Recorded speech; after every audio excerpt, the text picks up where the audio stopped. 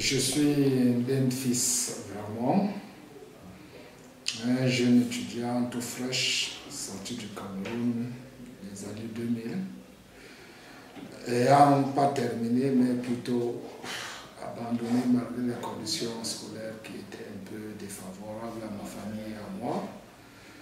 Alors j'en ai décidé de chercher ma vie personnelle en dehors de mon pays. Alors au pays, j'étais juste un élève, plus un étudiant. Et ayant fait l'université 2 années plus tard, je m'étais obligé d'abandonner, comme je vous l'ai dit, parce que les moyens financiers s'il vous plaît, ne me permettaient plus de continuer. Alors, ce fut les années 94. Alors, je suis resté 6 ans plus tard, toujours en train de concomiter l'idée de vouloir s'épanouir d'une autre manière, si possible, continuer mes études à l'extérieur. Alors, telle a été ma motivation de ma sortie 2 janvier 2000 au Cameroun. En fait, je suis au Maroc depuis l'été 2002, précisément, mais je ne peux pas vous donner le jour exactement, mais je me rappelle que c'était au mois de juillet, en plein été, que je fus débarqué au Maroc, préalablement pas par la grande capitale. Je suis rentré par la frontière de Oujda. Et une fois j'ai évolué vers Nador, étant à Nador, vu les conditions qui ne me permettaient pas de vivre dans ces lieux, j'étais obligé d'essayer de voir les choses d'une autre manière. Donc j'en ai donc décidé de revenir dans l'une des plus grandes villes du Maroc, précisément la capitale. Alors depuis ce jour jusqu'à aujourd'hui, je vis ici à Rabat et je ne me suis pas encore rendu chez moi. En fait, précisément, il fallait, comme je vous ai dit au préalable, ayant un peu une base en éducation, il ne fallait pas que je reste sans pouvoir faire quelque chose, malgré que je ne pouvais pas continuer mes études vu les conditions auxquelles j'avais trouvé dans le pays. Alors précisément parce que les années de plomb, pour nous la migration qui a lieu, je crois, en 2006, avec le grand événement du grand refoulement dans toutes les frontières et les villes du Maroc, auxquelles nous avions beaucoup perdu de nos compatriotes. Alors, il fallait absolument qu'on fasse quelque chose pour pouvoir défendre cela. Parce que pour nous, à nos yeux, c'était inadmissible. Alors, clandestinement, je peux le dire, on a commencé à s'unir d'une manière ou d'une autre pour pouvoir créer une association qui va désormais peut-être défendre la migration demain ou après-demain. Alors cette association fait le Conseil des migrants subsahariens au Maroc, auquel nous tous nous étions rassemblés. Et de là, j'ai commencé à voir la migration d'une autre manière, puisque à tout moment on était assisté par certaines personnes qui s'y connaissaient mieux que nous. Et de là, ils nous prodiguaient des conseils. Et ils nous éduquaient sur les lois du pays auquel nous vivions. Alors, c'est de là qu'est partie, je peux dire, mon intégration, parce qu'il fallait se faire former. Et tout en réclamant la carte de séjour. On savait qu'il faut avoir la carte de séjour demain ou après-demain. Ayant reçu des formations, nous pouvons nous intégrer et essayer d'intégrer les autres. Est-ce que vous comprenez? C'est pour cela que peut-être d'autres disent aujourd'hui que non, nous sommes un modèle de réussite, mais ce fut un long parcours. Ok, je commencerai d'abord par la genèse de l'association, parce que je ne peux pas vous dire mon poste dans l'association sans toutefois vous parler de la genèse de l'association.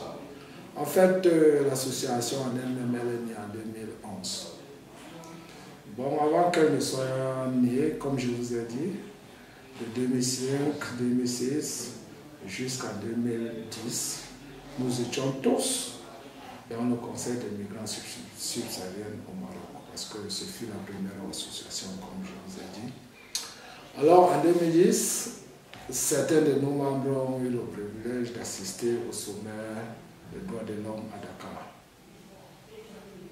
Alors, de leur retour, parce que le président de cette association avait fait le voyage, alors de leur retour, ils se sont dit, oui, une association c'est mieux.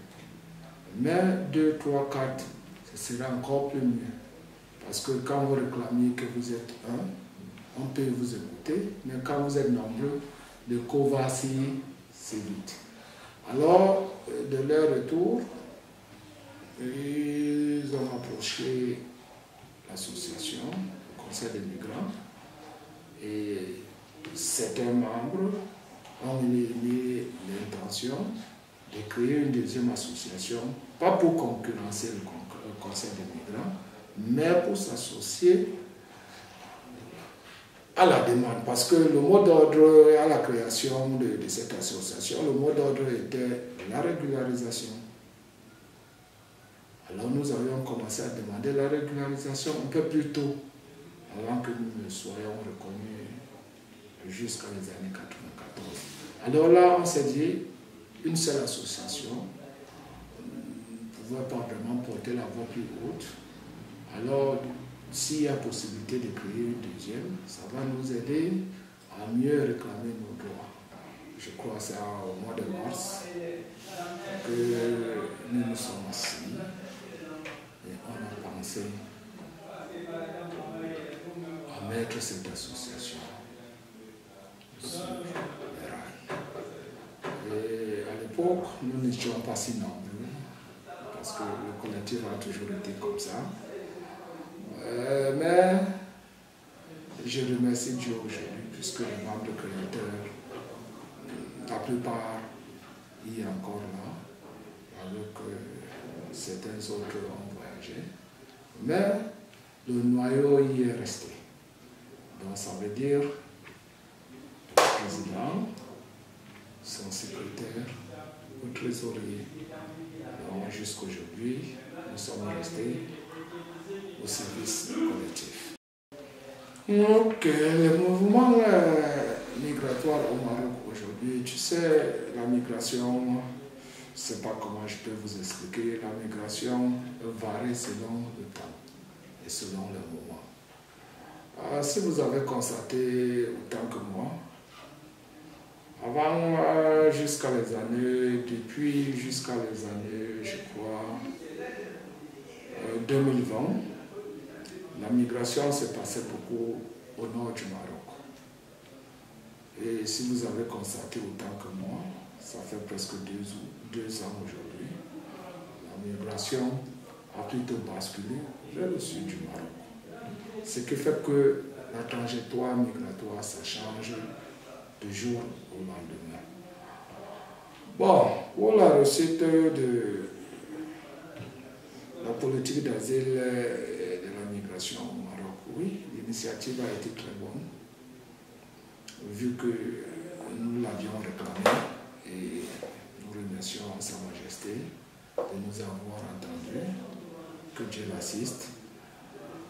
Vraiment, mais en termes de réalisme, oui, on peut dire oui d'une part, mais on peut aussi dire non. Pourquoi? Parce que oui, la volonté a été, mais la réussite sur le terrain est peu constatée. Et surtout qu'aujourd'hui, au sein de la migration, nous n'avions plus un interlocuteur avec qui causer directement. Parce que les années 2014 à la venue de cette politique jusqu'à les années 2017. On dialoguait beaucoup avec les RME, on dialoguait beaucoup avec le CNDH, et ce qui faisait qu'on facilitait, on essayait de faciliter certains programmes migratoires. Mais aujourd'hui, il faut de constater que les migrants n'ont plus un interlocuteur en face avec qui dialoguer, ce qui fait que les choses se rendent de plus en plus difficiles, et pour nous les acteurs associatifs, et pour les migrants. Si vous comprenez très bien. Donc ce qui fait que la pratique en elle-même n'a pas été celle qu'on nous avait proposée les années 2014 et les années 2017, vu les dérégularisations.